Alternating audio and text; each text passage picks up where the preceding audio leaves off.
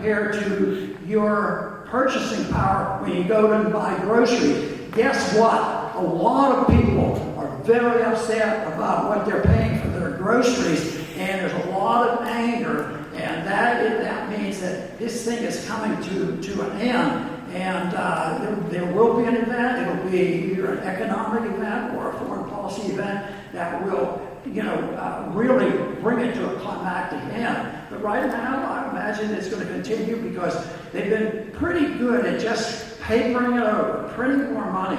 But I think after 2008, they've had a lot more difficulties in just printing money and getting away with it. There's a lot more challenges to that. And the people are realizing that it's not so easy. But debt is the monster. I mean, what, $30 trillion? And nobody even pauses. And guess what?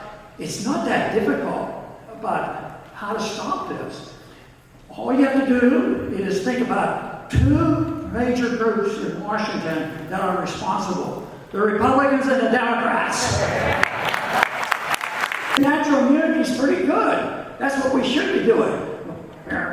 About natural immunity, they exposed us to a lot of diseases, and yet now they can't do that. So natural immunity, if we don't clarify that, anytime you can participate in trying to change people's mind, they have to realize that natural immunity not only is equal to, I think it's far superior to the conflict.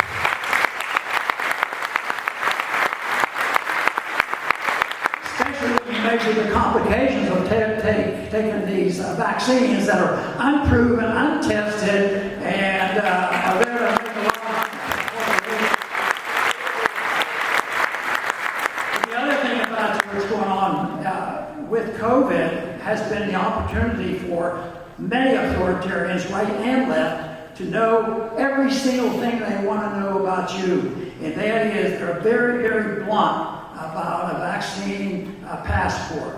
This is bad news, and it's going on, and they have it down to and being tested as well by having something as big as a pea put under your skin to know every single thing you do and where you go and what's going on. And that we cannot allow them to say there's no such thing as a natural immunity, and we cannot allow them to badger us into accepting, this whole idea of vaccine passports. But it is alive and well, and it's terrible because there's a lot of people who suffer just from the threat of it, because they say, well, I gotta do it, this is my only job, I have kids to feed and everything else, and they're gonna fire me if I don't do it. Well, who are the criminals? If the criminals are the ones who are promoting those ideas, they're the ones who should be in prison.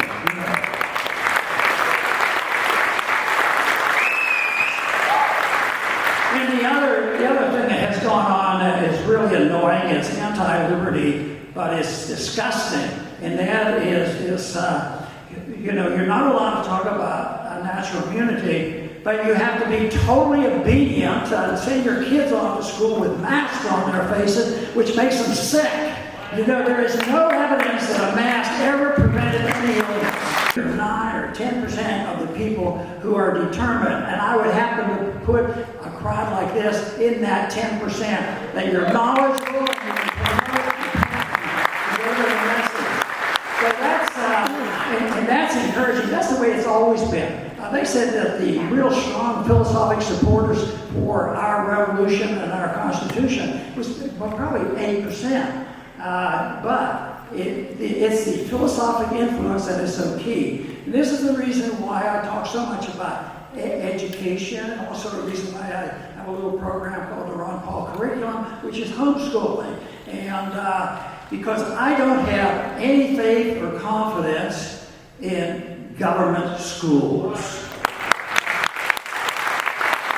That government agencies can take care of us and make us safe. Governments can't make us safe, and if that's their goal, they can only do it at the expense of liberty. You should never accept the notion that government's purpose is to make us safe and secure, because they cannot do it.